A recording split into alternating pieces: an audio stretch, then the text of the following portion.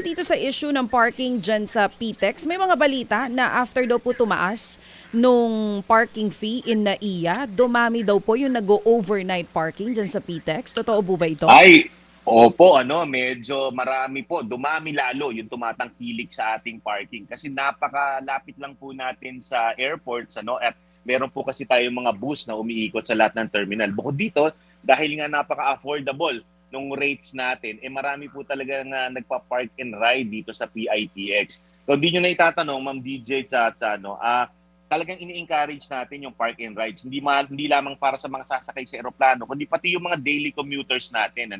Ang idea po kasi ng PITX, magparada ka na lang dito, take the city bus or the other modes of transport para hindi na kayo makadagdag pa sa trapiko sa Metro Manila. So far nakikita naman natin na nagiging epektibo to kasi malaking ginhawa para sa mga motorista natin dahil bukod sa mababa yung bayad, at the same time, hindi na sila may stress sa traffic, hindi sila mahirapang humarap ng parking elsewhere, and then nakakatipid pa sila sa gasolina.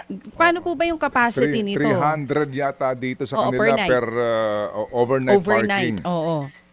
Opo, murang-mura lang po. Ang maghapon natin, Manong Ted, 60 pesos lang. So kung kayo pumapasok sa Makati, BGC, or Ortigas, napaka-affordable po niyan. Yeah. Ted Filon at DJ Chacha. Ngayon, nasa Radyo 5, 92.3 News FM. Monday to Friday, 6 to 10 a.m.